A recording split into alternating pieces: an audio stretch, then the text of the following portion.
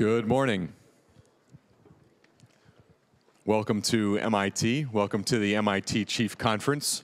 We're very happy that all of you came out this morning and this weekend for a very fascinating conference on collaborations between China and MIT. This is the panel on robotics and artificial intelligence. I'm joined by 4 panelists today whom I will introduce. The format of this panel will be each member of the panel will speak for approximately 5 minutes about their background and about their interests in robotics. Some of them have a corporate commercial background, others have a background in academia. Each panelist will discuss their interests in robotics and some of the applications that they have been advancing. After each 5-minute session, then we will go into questions. There will be some specific questions to panelists, and there will also be some discussion.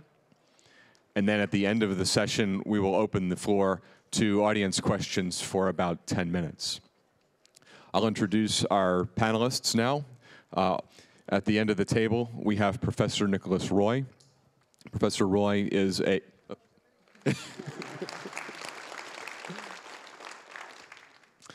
Professor Nick Roy is from MIT. We have Christopher Norman. Christopher is the Director of Programs at Sci-Fi Works, a robotics company here in the Boston area.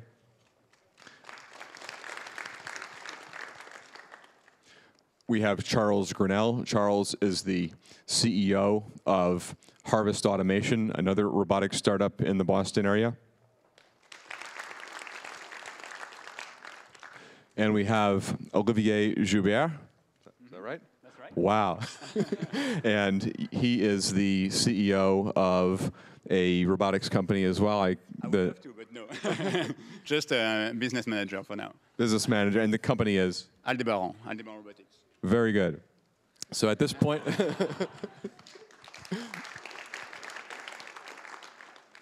So at this point, I'll turn it over to our first panelist, Professor Roy.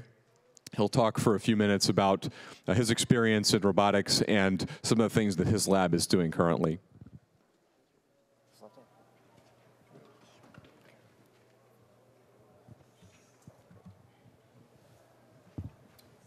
All right, great. Thank you very much, and thanks, Bill, for that introduction.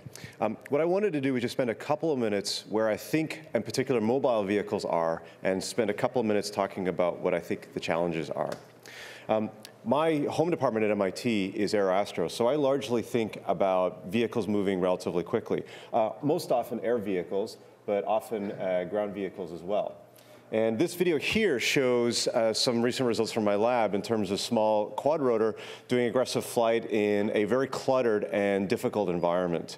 And this is a capability a lot of people have, and I think to some extent this represents the state-of-the-art of across the many universities and companies around the world in terms of, given a known map, given a relatively capable vehicle, whether it's a ground vehicle or an air vehicle, we have the ability to generate trajectories and get vehicles from point A to point B.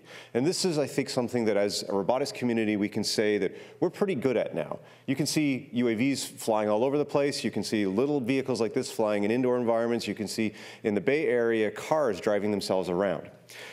What has made this possible in the last few years?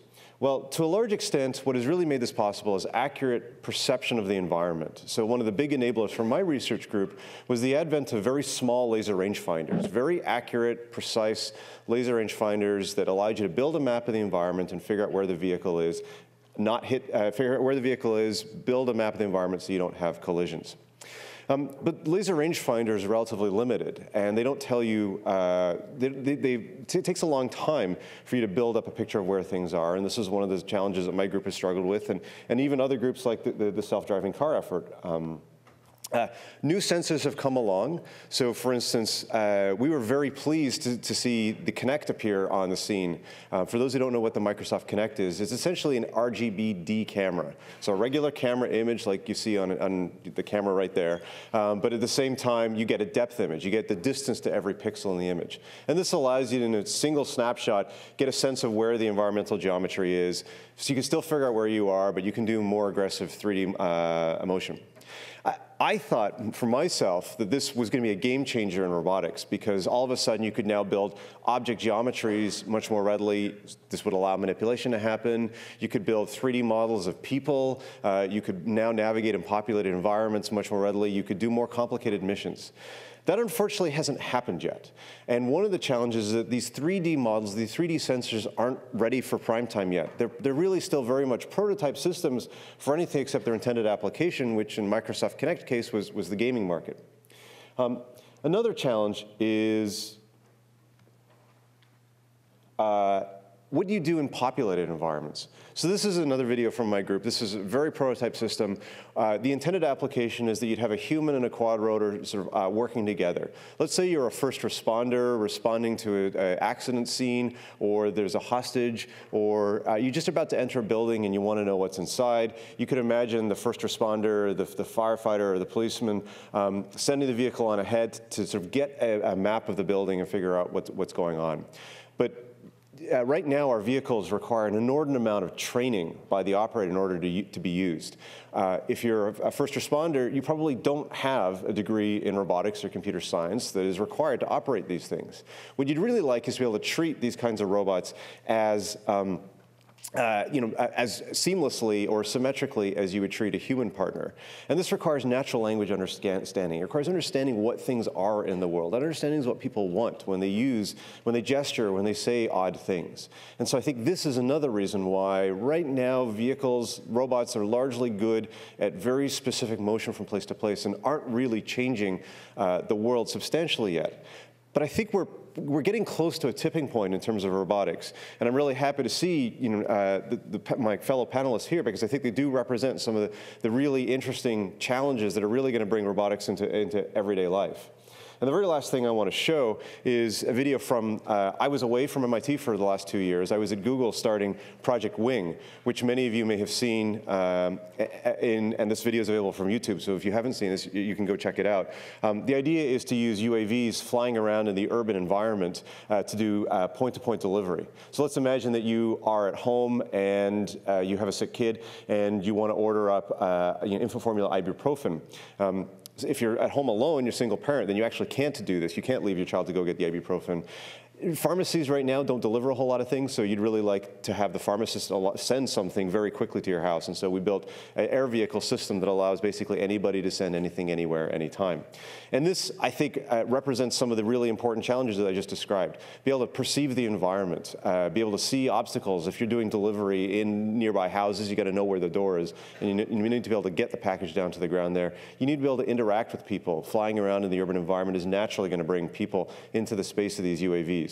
And so there's just, this represents, I think, both the challenges in robotics that are going to come in the next 5 to 10 years, and also one of the many applications of robotics technologies I think is really going to change how we do things on a day-to-day basis. And with that, I'll turn it over back to you, Bill. Thank you. Thank you.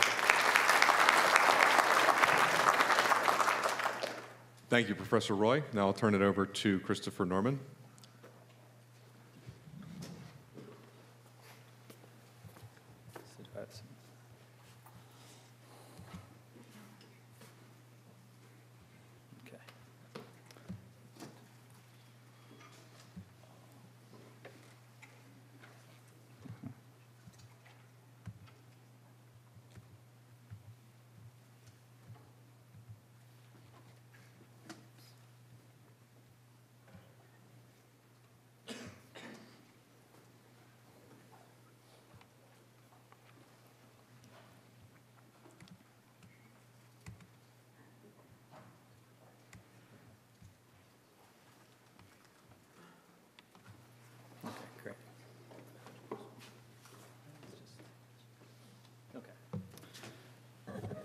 All right, I'm going to walk through just my background and my experience in robots, and I'll show you the robots along the way, and you can see some of the different things that robots are used for, and so I'll just go through this. So I started 20 years ago, right out of school. I ran into a guy who was taking farm machinery and converting that into robots that would deal with explosives. This was primarily for humanitarian demining, but there was a lot of other sites in the U.S. that had unexploded ordnance in different places that needed to be cleaned up. And I went into this job because I'd grown up on a farm, which is the main thing I was hired for. I'd been fixing farm machinery pretty much my whole life. I had a degree in nuclear engineering, but that was not. Yeah, but the farm background was actually kind of what got me into robotics. So these are systems that, when I first started out, I was doing mechanical engineering. And these are systems that would dig up a bomb or would grab a bomb and put it someplace where it could be dealt with. Just like walking around, it's like kind of a converted backhoe on the top left. There's a robot that would pick up missiles on the top right. There's a robot that would deal with anti-personnel mine. It was a flail for dealing with anti-personnel mines. And then one that would detect explosives underneath the ground. At first, I was doing the mechanical design, so the flail and the blast armor and all that stuff. I did that myself. And then we won a contract to do software for autonomous systems. And I started doing software, and I ended up doing all the software on these ones on the bottom right through kind of through just circumstance. So then at that point, that company got acquired by a bigger company, and I wanted to stay in robotics because I had had so much fun doing it. So there was this little company up here in Massachusetts that was iRobot that I joined, and I did a lot of interesting things there. At the top left, there was a robot system that went into the pyramids, that went into passageways that hadn't been seen for 4,000 years by human eyes. And I ended up doing all the software on that. And I crawled into a passageway, and this was on live TV. It found a door at the end of this passageway, drilled through the door, stuck a scope through the door, and it found another door. It's kind of anticlimactic at the end, but it was an interesting project. Worked on swarms. Worked on the PackBot. I was a program manager for the first PackBot, and there was 3,000 PackBots that were then fielded to Iraq and Afghanistan. They dealt with bombs every day, so our soldiers wouldn't need to, and they were attributed with saving lots of lives. Based on that, there was another contract that I worked on for a smaller, lighter vehicle at iRobot. I was at iRobot for a while, and then I left and joined another startup, and we worked on this. On the bottom right was a robot that would pick up bombs and kind of put them in its belly, basically. And so I did all this. There was a team of just 4 guys that put that whole thing together for the Air Force, and I did all the electrical engineering and software for that. So currently I'm at a drone company, so I switched it from ground robots to air robots, and one of the reasons for that is, so air robots have advantages over ground robots in one way, and that is they don't have to deal with the ground. The medium that they get to move through is consistent, but it brings in some other challenges. For example, if anything goes wrong, you end up with a pile of mess instead of it just sitting there on the floor and you can work on it. So at Sci-Fi Works, there's a couple different things the primary things that we're working on is this system on the left. It's the Persistent Aerial Reconnaissance Communication System, basically a platform in the sky. It stays in one place and carries a 3.5-pound payload.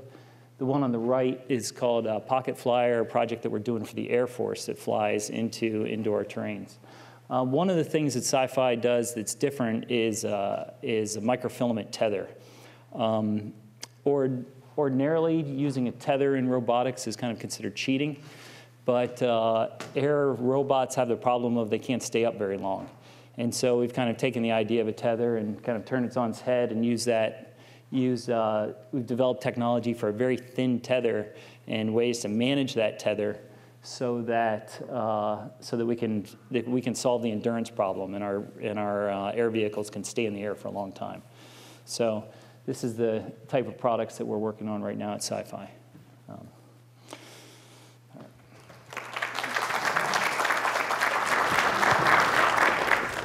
Thank you, Christopher.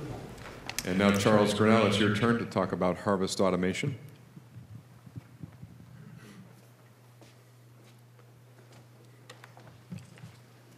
Thank you, Bill. I'm going to talk, before harvest automation, just a little bit about my career, which I think might be interesting for some of you. I'm a relative newcomer to robotics just in the last few years with this company that I started. Before that, I was developing instrumentation for research science, mainly within the MIT community here in Cambridge, but in lots of other parts of the world. And that was a fascinating and exciting and technically challenging experience that I did for many years here and also at CERN, High Energy Physics Research Lab in Geneva, Switzerland. My career started to take a different turn away from research science, and I really wanted to experience the challenges of the commercial world.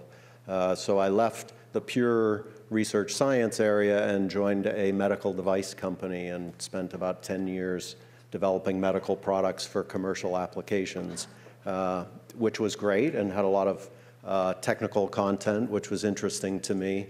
I ended up also transitioning to be more of a business guy, project management, away from the pure technology. And all of this sort of led in an evolution towards more and more towards the commercial side of things. And then a few years ago, I met my first really hardcore robotics person, and I'd never thought of developing robotic products, and there were very few commercially available robotic products. But I met a guy named Joe Jones, who some of the panelists are familiar with Joe.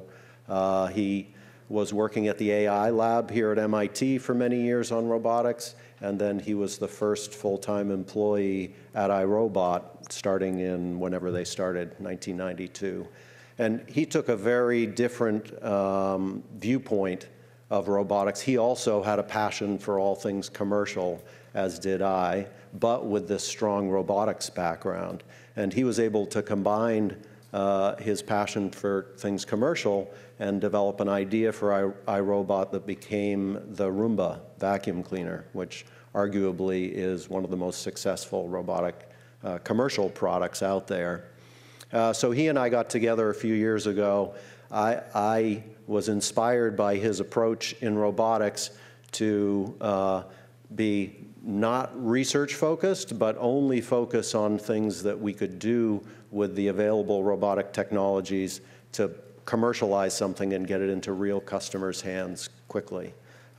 So we started a company, sort of classic startup story. We started in the back of my house, and we had no real idea what the product was going to be. There were 3 people from iRobot and myself, and we ended up coming up at brainstorming a bunch of different applications, and I'm going to show you the one that we ended up choosing. But again, the whole focus was try and find ways to get existing robotic technologies into commercial products quickly.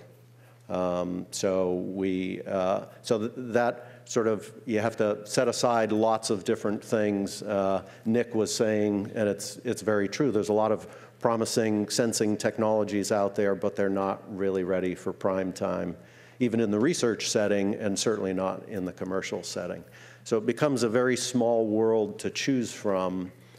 We ended up focusing on a small sector of agriculture that none of us knew anything about, but it looked like we could solve a big commercial problem in this sector where they have very significant labor issues, and it's a large commercial opportunity at over $17 billion a year. So I'll show you a little video of the product we're focusing on now. The idea is, the core idea here is to The core idea is to have small teams of machines working alongside people safely to solve significant business issues. So this is an industry growing plants in containers. So these aren't food crops, these are flowers and shrubs and things. And the plants need to be moved around many times during their production in order to grow efficiently. And normally people, there's some video clips here of people walking back and forth and bending over and picking them up. And it's certainly, and these are very, very large farms. There are tens of thousands of human workers needed to support this industry. So we automated it with these little machines that you can, the hard work of picking them up and moving them around, we have the robots do, whereas some parts of that job we retain the people still doing. And in that way, we could relatively quickly get a robotic commercial product on the market. We started shipping product just at the beginning of last year, and we now have customers in all the major growing areas around the US and are thinking about launching in Europe. So a little different way to think about robotics in taking a narrow view, but more on getting robotic products into the commercial markets quickly. Thank you.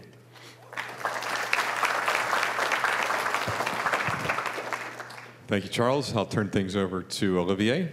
Thank you.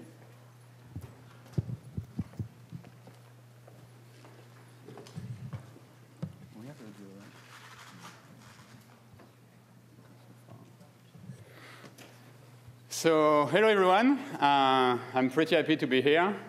I feel a bit like a weird guy, actually, a French guy in a room full of Asian people in an American environment. I love that. I love that. That's pretty cool. That's very nice to make these different cultures meet. Weird also because actually I'm working with robots that remain on the ground. I'm very happy, Charles, to have you here because I thought at the point that all the robots were flying. And at some point, weird also because I'm not like this very smart guy. I'm still a small manager in my company, but I hope that at some point you will like what you will see. We have the audio now? Yes. OK. First, I just want to show you a video so you can get a better understanding of what we are doing at Aldebaran.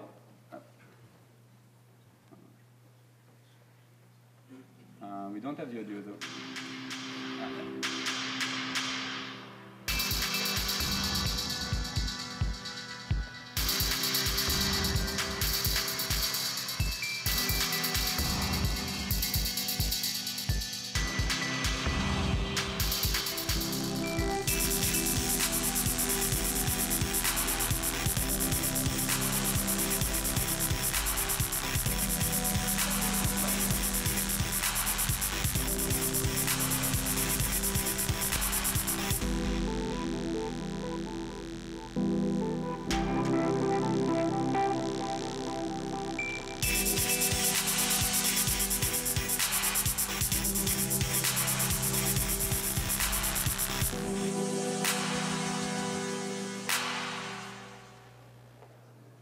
So this is Aldebaran. We are designing social robots. We are not designing industrial robots. We have 3 robots today. We have Nao, which is this small guy that you have seen. I love when I hear everyone saying, oh, this is so cute, because this is exactly what we want. The second thing is that we have another robot, which his name is Pepper, that we have designed for SoftBank. And the idea is really to have some robots in the store, welcoming guests and customers, and giving them some information. Maybe you heard about Nestle at the start of this week. We also decided to buy 1,000 Pepper and to welcome people in the stores and to give them some advice about the coffee machine and coffee and so on. And the last one that we have is this guy, Romeo, which is a big brother of Nao. He's 1 meter and 40 centimeters, so you will have to make the conversion. And this is still a research platform. The headquarters are in Paris. That's why I'm French. But we have also some subsidiaries in Shanghai, in Tokyo, and in Boston. One of my main focus is education. We want also to develop some robots that can help students and young people at learning new things being either coding on robots or learning social and academic skills. And the video that I want to show you now is one of the projects that we have, which is about special education, where we are using robots, social robots, to teach children with autism new things. Imitation, turn-taking, social skills, and also academic skills. And I just need to...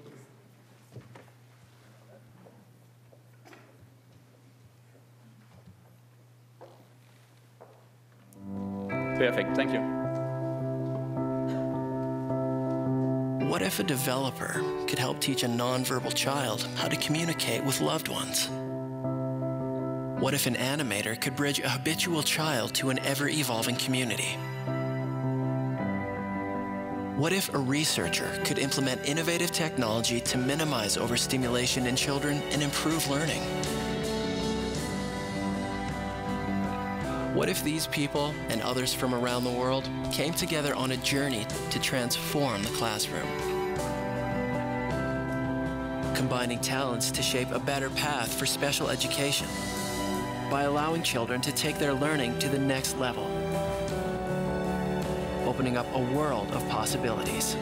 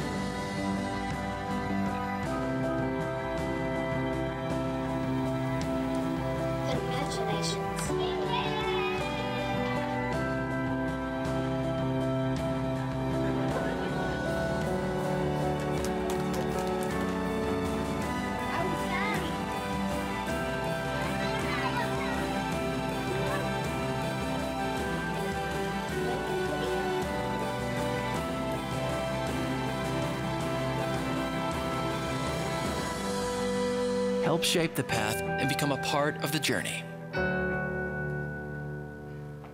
So yeah, that's also what we are doing. The small guy that you see at the end, his name is Lucas.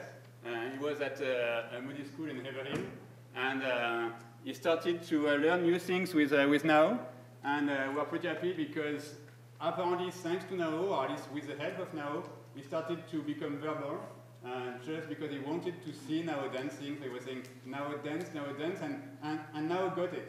And Now understood what he was saying, and that has been kind of a trigger in his mind that unlocked something in his brain, and he started to talk. Now he has integrated a mainstream school. He will never, I don't know, maybe he will be at the same level than other kids. That will be still challenging. However, he's doing a lot of progress. And it's also what we are doing. We are trying to design robots to help the humankind, young people, adults. And at some point, this is what we try to do with this video. We try to make people understand that we cannot do that alone. We need people like you who has some skills in engineering, who has some skills in programming, and who can be part of this adventure and try to help the robotics company that we are.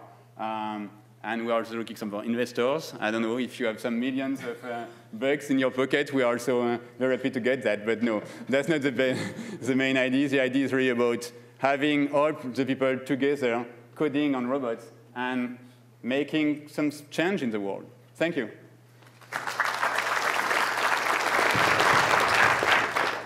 So thank you, Olivier, and thanks to my panelists. This was all very, very fascinating. Probably not near as fascinating as my background. I'll give you a very short introduction. I started out in computer science and systems engineering. I developed a number of products that are operational today in the aerospace and defense fields. I moved into robotics about 15 years ago, where I helped develop, probably not unlike Charles as a project manager, one of the first applications of closed-loop obstacle avoidance for an unmanned aerial vehicle or a drone. And then after that, I managed the United States Army's robotics portfolio under a collaborative project, which included a number of commercial entities, universities, and government labs, including MIT.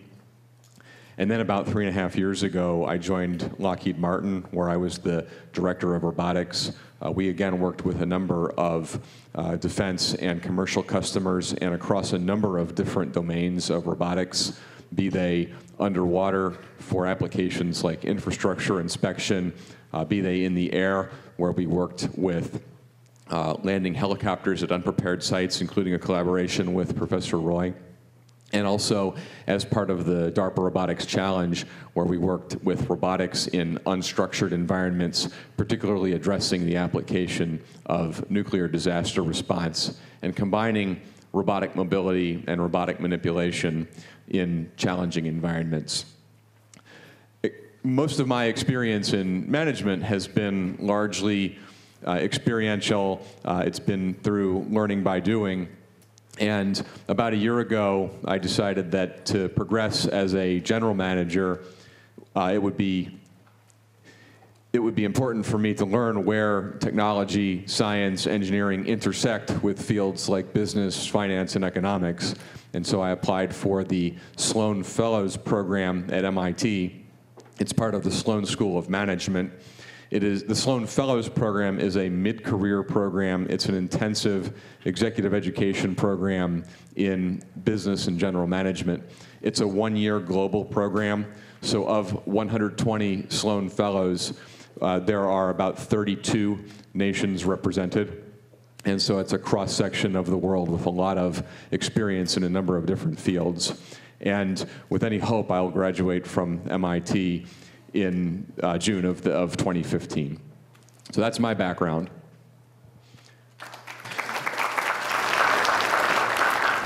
And thank you very much. At this point, we'll go into our Q&A session. And our first question is for Professor Roy. We've heard a lot of speculation about unmanned aircraft delivering packages. In fact, as you've shown this morning, it's more than speculation. As well as some recent regulatory changes that would sanction more unmanned aircraft around the world. Assuming the regulatory hurdles are overcome, what are the technical challenges that will make some of these applications possible? And how do we ensure safety to other manned aircraft in the airspace and to people and property on the ground? All right, thanks, Bill. It's a great question, and one that I get asked a lot. At this point in time, you can go to your favorite online vendor, RC Hobby or Amazon or whoever, and order a small UAV, a quadrotor, whether it's a Parrot or a DJI Phantom, and fly it around. And if you're a private individual, this is perfectly legal in this country and most countries around the world. But there are regulatory barriers to doing this as a commercial entity, or for that matter, as a researcher. And people often ask me, when will the regulations catch up to the technology? And my response is actually, the regulations will catch up when the technology catches up to the technology. We're at this funny point where we have vehicles that are perfectly capable from a physics perspective, whether it's on the ground or in the air, of doing remarkable and interesting things. But as you raised in your question, they're frankly manifestly unsafe. And we're seeing in the air these drones falling out of the air on an increasing basis. You can sign up for the newsletter, the daily newsletter from the AIAA, and they'll give you, how many drones crashed yesterday. And there was a marathon runner in Australia who was hit by a drone that fell out of the sky, and there was a concert festival, music festival in South Africa last year that was doing beer delivery from a drone. And not only did the beer fall out of the sky, but so did the vehicle, and somebody was knocked out. So that's not great. I think we can all agree on that. So, and that's not a regulatory issue. What the regulations are trying to do is to make sure that our vehicles are safe, both on the ground and in the air. And all you really need to do to satisfy the FAA is to show that the probability of failure is The standard, depending on the size of the vehicle, varies. But there's a well-established procedure for going to identify. The problem is it's really, really hard because the technology hasn't caught up. So you asked me the question, what are the technical barriers? The FAA had a call for centers of excellence earlier this summer that laid out 11 areas, and you can go and read them. But roughly speaking, the number one thing in my mind is that our small-scale UAVs, and I think the small UAVs are likely to come first in this country's national airspace. This is the kind of thing you can order from Amazon or DJI, what have you, at 3DR. Those vehicles need better autonomy in terms of their own health. They need more reliable components. The manufacturing has to improve in terms of quality, and the onboard autonomy that does health awareness has to improve. That's number one.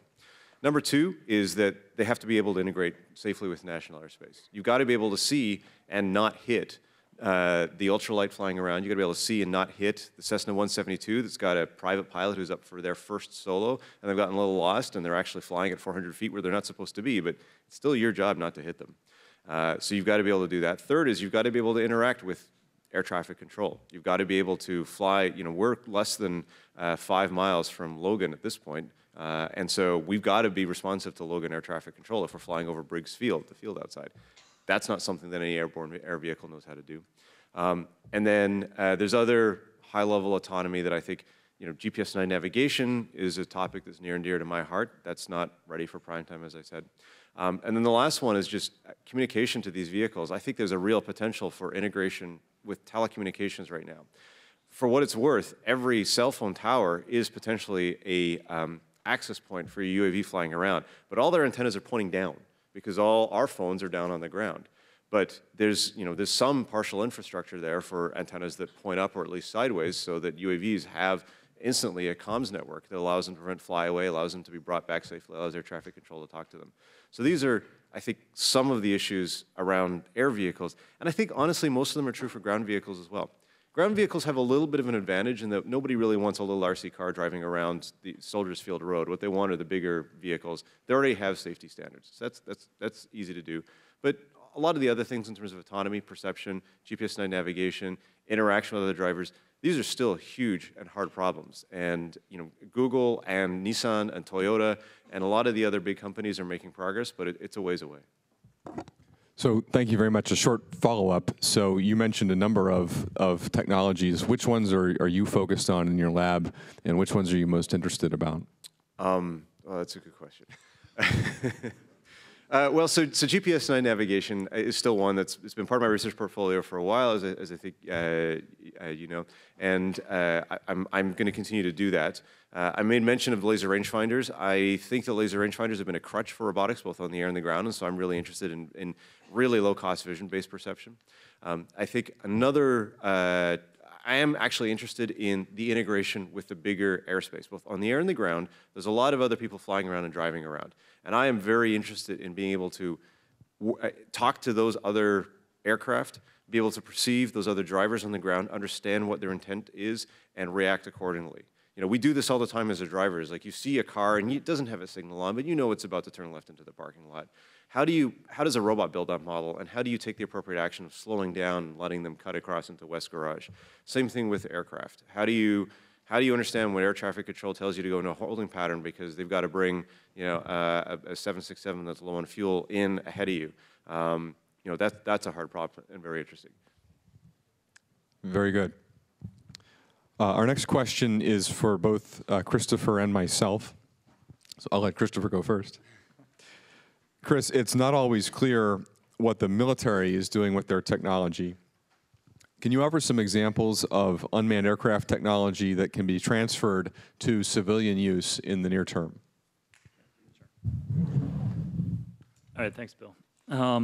So the regulatory environment is one of the challenges for transferring to civilian use. So we haven't been able to see, because of the regulation, what all is going to transfer.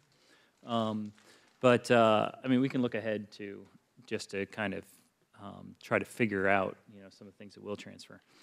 I'm going to talk. Well, the regulation is a challenge, but I'm also going to mention another challenge too, which is to get to the civilian market. The price point of the technology has to be quite a bit lower, and so for the government funding, the defense funding, The technology that's developed for that, a lot of the trade-offs are around very high reliability and very, all environmental conditions. And it drives the price to be such that it doesn't, the technology itself, when you make different trade-offs, will not transfer very well. And so there's a lot of effort within the government to transfer things to the civilian market, but the track record really isn't very good for, I guess for the dollar spent. Now, so those are the challenges. But so technologies that will transfer, I guess there's a couple different things. There's the platforms themselves, and I think that most of the manufacturers of different platforms, including Sci-Fi Works, are looking toward that, trying to make their platforms such that they'll transfer to lower price points in the civilian market. There's this sensor technology itself. Sensor technology is also going to be challenging. Some of these camera gimbals on military aircrafts, these can go for like $1 million a pop for a gimbal. That's there isn't a lot of civilian use for that, but even still, there's some of that technology will transfer into the sensor technologies that the civilians need. And then there's algorithms for, all sorts of algorithms for interpreting these camera images. For example, just identifying trucks could be used at ports for identifying shipping containers moving on and off transport ships into vehicles. Some of that algorithms and software should be able to transfer. We haven't seen a lot of that yet, though, because of the regulatory hurdles that still need to be overcome. Good, and so I'll just add to that. I completely agree with Chris that issues such as regulatory hurdles, as well as technology transfer issues, are important, as is price.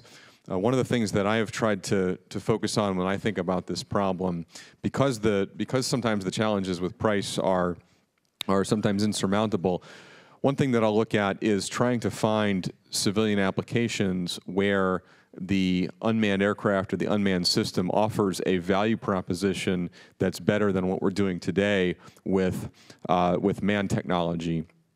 Some things that come to mind, and this is going out into the speculative part of the speculative nature right now, but some applications that come to mind are things like search and rescue. So if you think of a Coast Guard mission where there might be a stricken mariner and we don't know exactly where he is on the high seas, one of the ways that we solve that today is we send a number of manned aircraft, be they fixed wing or rotary wing, out and looking for this aircraft. And two things are associated with that mission. It's a very dangerous mission because you're working at a low level. You're often working in adverse weather conditions, and so it makes it difficult to fly. It's also can be a potentially boring mission or a tedious mission in the sense that for a pilot or an observer, and many times aboard the aircraft there are both, for a pilot and an observer aboard the aircraft, it can be like finding a needle in a haystack, and you spend hours on end flying lawnmower style patterns looking for somebody that's out in looking for a stricken mariner on the high seas. So one way that an unmanned system can help to alleviate the search and rescue part is to look at the search problem.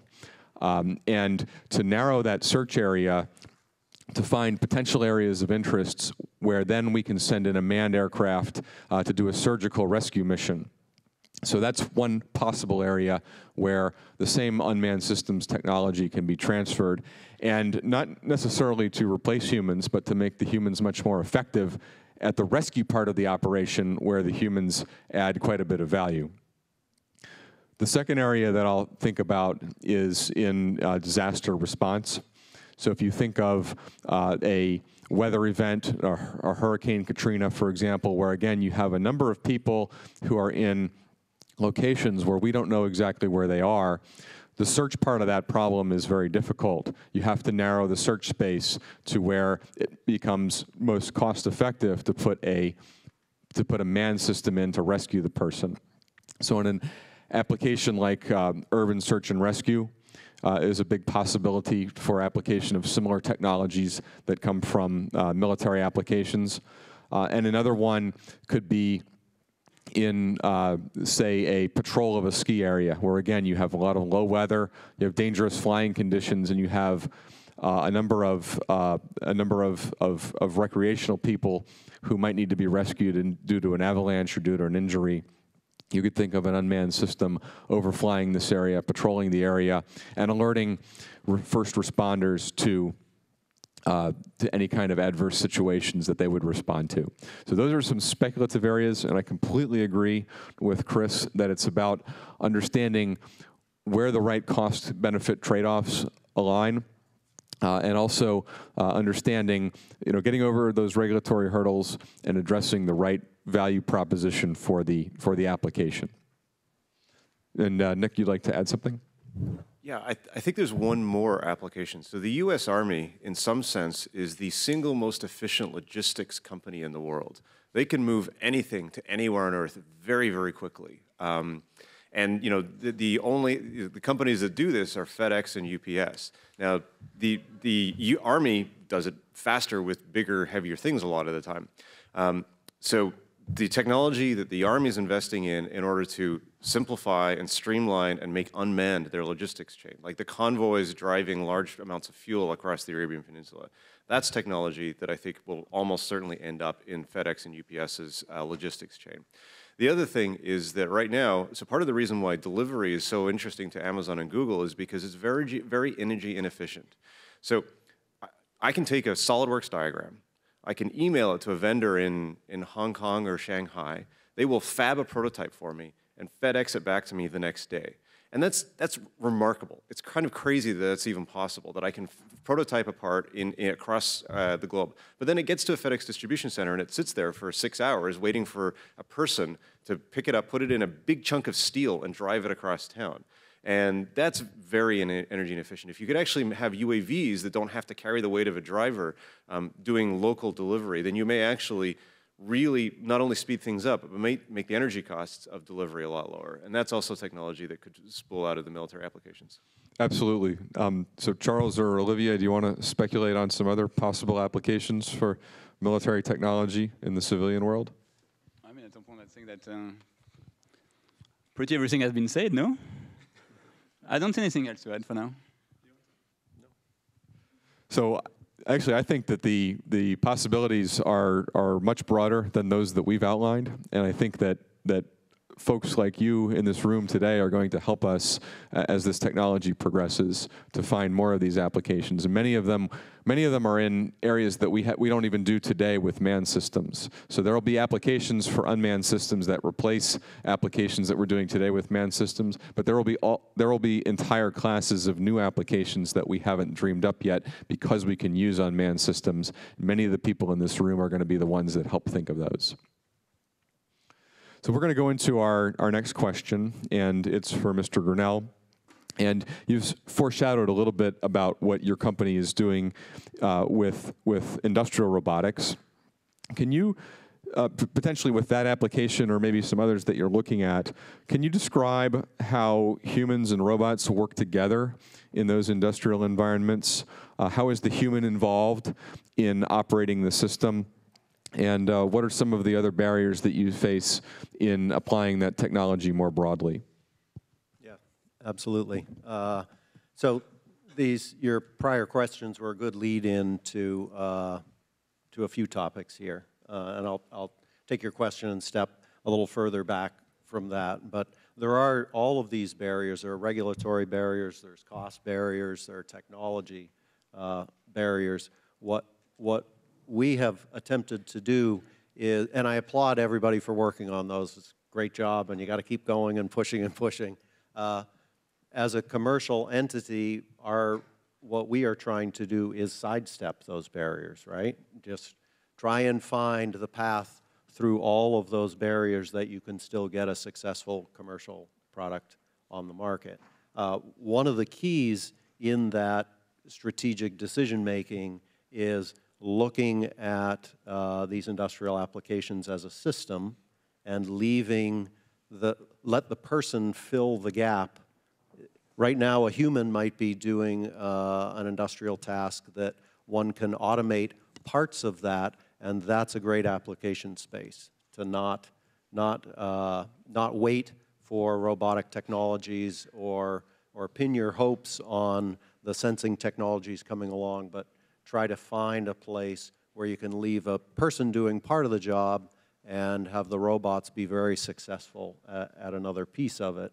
A good example is Kiva Systems. Anybody heard of Kiva Systems here in the Boston area? Yeah, so they're a very successful robotic company that sold to Amazon for outrageous amounts of money a few years ago. And they, in distribution centers, as Nick was saying, supply chain is a great area for automation, not just in the air, but on the ground. And what Kiva did was decide that people are exceptionally good and dexterous at picking things up, deciding what to pick up and picking them up. They developed a system where the robotic agents within a warehouse move the material to the pickers. So they take all that material that's out on racks in a warehouse and move it to the human being, and that was a great solution. They sidestepped all kinds of technical challenges in trying to automate the whole thing by doing that. What we're doing is taking that one step further, that Kiva has a limitation in that they have these big, powerful machines, and you can't have people working in the same space as the machine. So you have to create an interface which creates an inefficiency. So when we came up with this concept for agriculture, we realized a few years ago that there are a lot of material handling tasks in many different markets, many different industries, and if you can find these areas where you can let people still do part of that task and have your robot do the things robots do well, but also meet a cost point, then there's a real opportunity there. So in the distribution center space, we think that that's sort of the next area that we're heading to from agriculture at this point. We were fortunate enough in agriculture to find a space that there was no competition. There's still no competition for our product right now, but in the distribution center space, while there's competition, it's a much bigger commercial opportunity. So I think there's lots of room for exciting near-term commercial applications for robots by avoiding all of the pitfalls that so many people are working very hard on to solve. That's a great framing of the problem. So maybe a traditional way to look at robotics problems has been to try to automate an entire application from start to finish. And I think as each of these panelists has probably learned at some point in their career, trying to do that exposes you to far too many problems, be they regulatory or technical or challenges with replacing humans on tasks or whatever they might be. And so one way to frame the problem instead is to combine what humans do really, really well with what robots do well and find a value proposition where that is applicable. So that was a great answer. Does anyone else want to add to Mr. Grinnell's comments here? No? Okay. Well, I'll add something. I think Olivia's taken a great approach here as well, and not to steal your thunder and in your answering your own question there, but this is a great application for robotics where you keep the machine at a level that it's safe to operate around people, and there's all kinds of things you can do with robotic equipment if you keep to that limitation. And that's actually a great lead into our next question. I appreciate that. So, Dr. Joubert, robots, and especially humanoid robots, have been transforming primary and secondary education in the technical fields. Yet, even with high-profile initiatives like DARPA's Robotics Challenge, we've seen very few humanoids applied to commercial situations. What are the barriers to applying humanoid robots in commercial settings, and how would you attract more customers to the humanoid classes of robots? Thank you. That's actually a pretty broad question because that's I mean, you have to kind of consider different market that you want to target. So at some point, I would say that if I want to do kind of a very arch distinction, I would say on one side you have the B2B market and the B2C market. On the B2B market, which most of the time we're talking most of the time about service providers, I think that the limits start to be very low. I was just thinking actually about when we were talking about mobile robots, and there is actually some ways to go from the military aspect to civilian aspect. I was thinking about the healthcare. If you want to get a robot which is able to either bring food or bring drugs from one place to another in a healthcare institution, if you want to have some robots being in the hotel and bringing the food to the bedroom of one of your guests, that's the kind of thing that we can already do and that we are already doing. And actually, that in that case, the only limit that we have is about finding some companies that are keen to jump into the adventure and to say, yes, I believe into it and I want to do it because I can save some money from thanks to that. In the SoftBank experiment that we have done, we have seen that we are able to increase drastically the margin by getting some robots into the store. We are not talking about replacing humans by robots. We are just, once again, as you said, having some very complementary activities. So I think that we are pretty there. When we're talking about the B2C market, which is actually having some robots at home, that could be Nao, that could be Pepper, the question is a bit different. You have to think about the legal aspect. You have to think about the safety aspect. You have to think also about the reliability and the autonomy of the robot. Once again, when you think about, for instance, Sony, they've been able to sell their Aibo robot. I think that they sold something like 250,000 Aibo all over the world. I think that they could have done much more if they had their robot connected to internet. But at some point, that was already some kind of success. With now, we are at 6,000 robots all over the world in 17 countries, and we keep extending this the fleet. One of the limits is the price, for sure. If you want to go into the house, you need to have a robot which is at a pretty low cost. I mean, I will not hide the price of Nao today. Now we are at something like $8,000, which is pretty low, but we still think that we have some room for less. But I think that the main challenge is about content. We have a robot, we can have a system, we can have a nice hardware, and we need to improve as much as possible these different sides. However, the content is the most important. You don't want to sell to your customer a robot that will make you have fun for 2-3 days, and at the end you will be disappointed. That's just like iPad, for instance. iPad is pretty cool, but what is very cool with the iPad is that you have tons of applications, and you have one application per objective or per usage. I think that we have to do the same thing with robots. I see with humanoid robots a nice way to, if I can say, rehumanize technology. I mean, you can see that when you are in the subway, you look at people, they are on their iPhone, they are on their iPad, they are not looking at each other, they are not having some social interaction with the iPad or with others.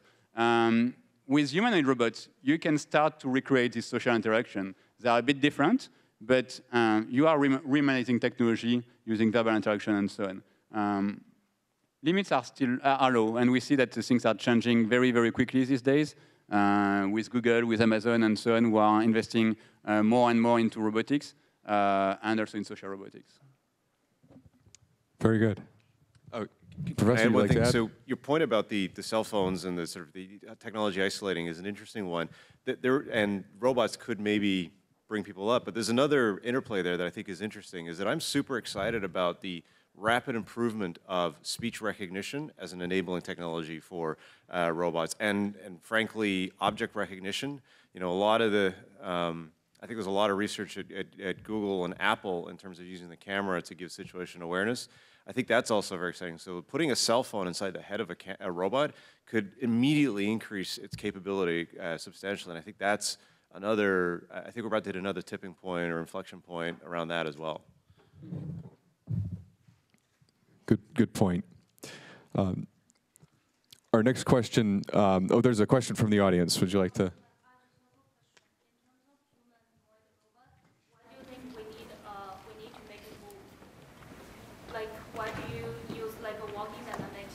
Why do you introduce walking dynamics into your robot?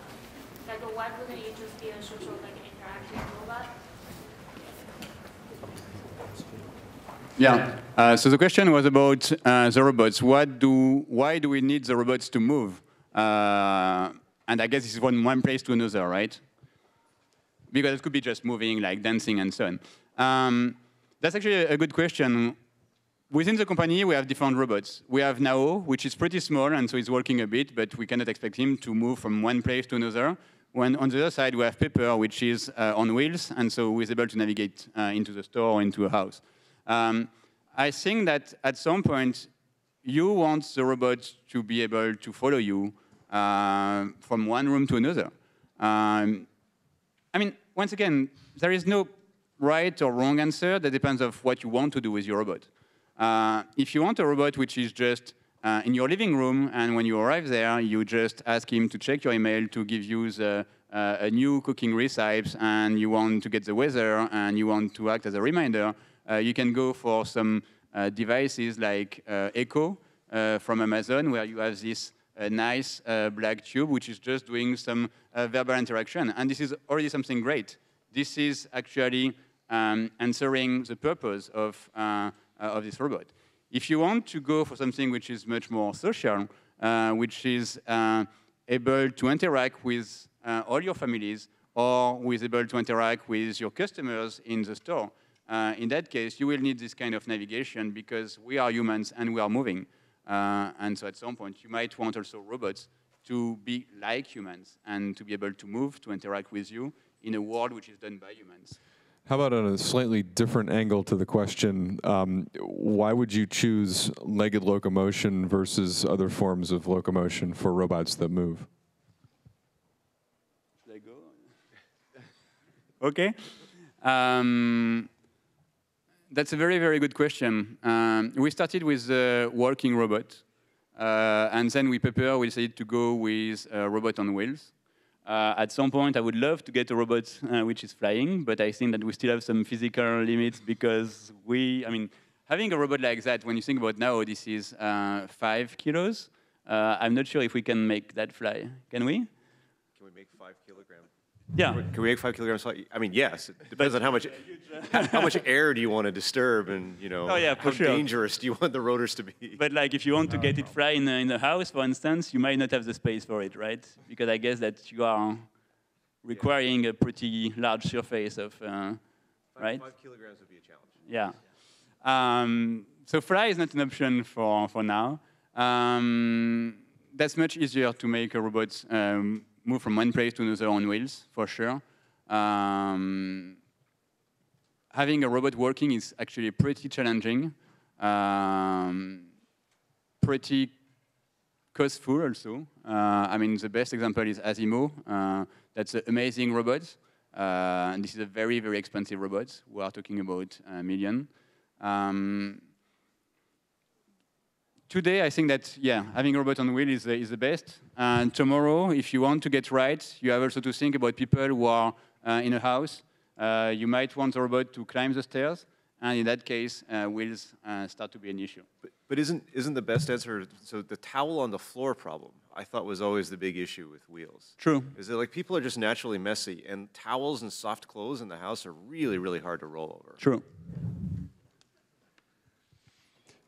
So we have another question from the audience. I'll go here. And if you wouldn't mind, there's a microphone behind you if you'd like to use that so that the audience can hear your question. So I've got a question regarding the cost, because all the panelists are talking about this pretty much. And which part, in general, contributes most to the cost? Is that a scalability problem or licensing sensors? So which part is the most significant, and how is the robotic community trying to overcome this challenge? Thank you.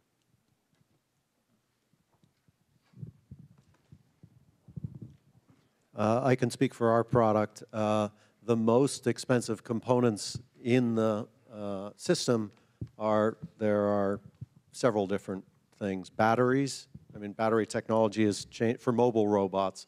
Battery technology has changed enormously, driven by a lot of other industries, automobile primarily, and that cost is coming down, but it's still very expensive cost driver in our product. Next is the electronics, just the general computing platform that you need for a sophisticated vehicle like these is still very expensive. And sensing. So the most expensive component on our agricultural robot is the LiDAR, is the rangefinder at this point. And you need that to develop maps and do obstacle avoidance and all of those things. So all of these things, the cost of them are coming down, and people are entering the market all the time with new sensors and new batteries and things. But those are the primary ones, at least for our product. So I'll just add some comments to what Charlie said. Yeah, I mean, I agree with him on where the price is in the system, and what we've seen is in the industry, the computation and the sensors have it's phenomenal what you have now compared to even 5 and 10 years ago. It isn't really the robotics industry itself that's driving those prices down. There's kind of along the lines of what Nick was saying, is that like the cell phone industry is, it almost seems like the cell phone industry right now is spending billions of dollars of R&D just for us, making small cameras, making computation smaller and more powerful. And so we're seeing, the price of all of this technology is, versus the capability is, it's remarkable, how fast it's going, but it's still, in the robotic systems, in order to do all of the things that we want robotics to do, we still have a ways to go as far as what we need in sensing. People make a lot of problems look easy. I've got a 1-year-old that trundles around and just walks around on the floor, and it turns out when we try to do that as roboticists, it's a very difficult control problem. It takes a lot of sensing and things like that. But I just want to say we see these other industries are really driving the technology to kind of amazing places. And I'll agree with just about everything that was said. And what I'll add to that is sensing, especially in 3 dimensions, in unstructured environments, has proved to be extremely expensive. And the traditional approach for addressing that, as Professor Roy mentioned, has been LiDAR, or laser range finding. Doing that in 2 dimensions the costs have come down considerably. In 3 dimensions, where you're trying to look in both range and in azimuth, it's been much of a challenge to bring those costs down, because there are far fewer applications that go beyond robotics for that kind of technology. Velodyne, for example, develops a LiDAR. It can be seen on Google's car. It itself is very expensive. It's more expensive, not only more expensive than any component on a car today, but it's probably more expensive than the car itself. So some of those costs are rapidly being attacked. There are also sensors such as the Kinect, which in some environments help that quite a bit, especially if you're looking at ranges that are reasonably close. But one challenge with the Kinect is when you take it outside and it becomes saturated by sunlight, it becomes a little bit more of a challenge to use the Kinect as a sensor. So sensing is certainly one of the biggest challenges. And then moving beyond sensing, we've heard about things like object recognition. Many of those are algorithmic technologies. And so once those are understood, the scalability of those is much cheaper, because you're dealing with software and algorithms. But I would say that is still a big driver of the cost. So, modern airplanes, forget about unmanned airplanes, just regular airplanes, 80% of the development cost is now absolutely the software, even at the scale of multiple vehicles. So I would largely agree with everything everybody said, but really emphasize the software development costs and also batteries. I think that's exactly right, that for a lot of these things, the battery is the one component, hardware component, that just doesn't last very long. And so it's not the individual cost of the battery, it's the fact that you're replacing them every 200 sorties. Very good, good. We have a question here in the center. Trying to speak loud. I used to work for Kiva, and one question we always had, the question was asked like 10 years ago. Humans are really good at identifying objects of all kinds of, weight, size, surface material, and pick them up, right? Robots couldn't do that. That's why the Kiva technology kind of sidesteps that. But 10 years from the founding of the company, I want to ask the kind of same question. How closer are we to solving that problem? To be specific, if you have 40 million different things in front of you, all within reach, but how do you identify the size, and how much force you apply to it to extract it safely from your shelving and put it down somewhere? Like that particular application, how closer are we now? Could it be commercialized in 10 years, 5 years, 2 years? Can we get a sense on that? Yeah, that's a really good question. I think what you're referring to is how do we understand what it is the robot is looking at in order to do something with that object. So consider the problem that if I just look here in the front and I see you have a bottle of water on your desk, your neighbor here has a coffee cup. You and I both know that the way that we would grasp and lift those objects is completely different. But how does a robot understand the semantic differences in that object? And we've heard a little bit about object recognition this morning and how that's progressed, and maybe we could hear a little bit more about how that's progressed, especially in the cluttered environments, the unpredictable environments that your systems have been encountering. So the answer that I think we can all be sure of is only that it's much farther than we think it is. Judging by history on all of these things, we are wildly optimistic if we look back into history, especially in robotics, about when these things are going to happen, when are we going to get this capability.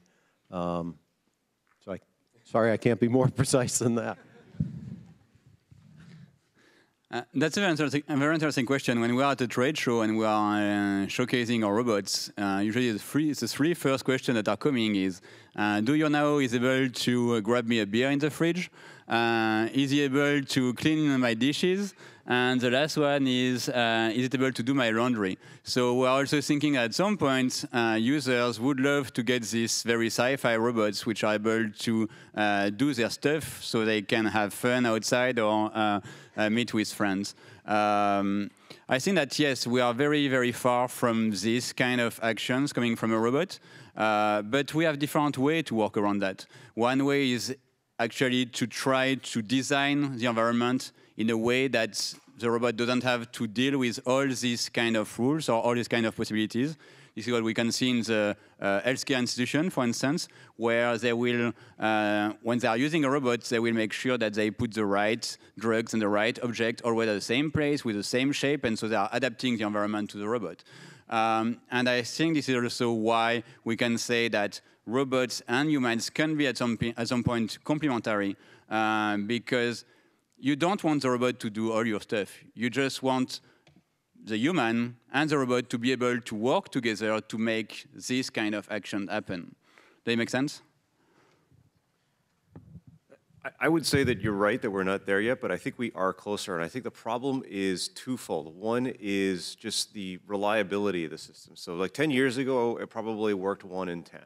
And I would guess that it probably works for sort of regular lighting conditions about 7 in 10 now. And I think that if you are willing to put the time, if you know that you're going to have not classes of objects, I'm not going to try and recognize every chair in the world or every table, but this particular chair and this particular table and this particular mug, and you can control the lighting conditions, my guess is you can probably get that to work pretty reliably now, but there's not a lot of market for that because of the inherent variability. If I were to speculate wildly, I'd say 10 years from now, you can probably get a commodity box that will basically recognize a fixed set of known objects in arbitrary illumination conditions. And that might solve your problem. Whether that box contains 40 million things, that's a pretty big number. But I would guess that in your house, in the course of a few days, you could probably train the system up. I would say 10 years from now, commodity box. Chris, would you like to add? think that's, yeah, I think I agree with the what's been said. I don't know if I have anything to add. So I'll just add a little bit to that. One of the things that you might want to follow is the DARPA Robotics Challenge, which will happen, the finals will happen in, I believe, early June of 2015. And robots will be placed in unstructured environments and expected to perform tasks. And one of the challenges is going to be to do that under limited bandwidth. And so the ability for the human operator to provide full situational understanding is going to be very limited.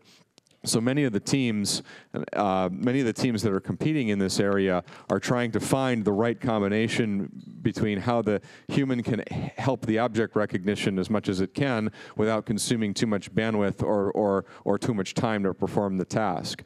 One of the big challenges in machine vision is not necessarily the object recognition itself. I mean, there's been tremendous advances there, and in a structured environment, object recognition works probably better than 7 out of 10 times. But one of the challenges, though, is putting those algorithms in different contexts or cluttered environments makes it very difficult. The way that you and I perceive the world is very much unlike the way that we're programming object recognition algorithms to work. The way that you and I perceive the world is very much dependent on context. Some of the work that Dieter Fox has done at the University of Washington has been to try to apply context to object recognition the way that humans do it as well. So I'd ask you to look into some of his work. I think we have time for one more question. I think the gentleman here in the back standing was looking to ask a question a little bit earlier. So we have seen a lot of innovations in the industrial, no, actually not, in the commercial and the military and the logistic handling. So how about the industrial robots in manufacturing? And where do you see the next innovation that will be, and what challenges we'll be seeing in industrial robots in manufacturing? Okay, good question, and I'll actually add a little bit to that. And how do we use robots in such a way that they complement what humans are doing in a manufacturing environment? And I'll start with Charles.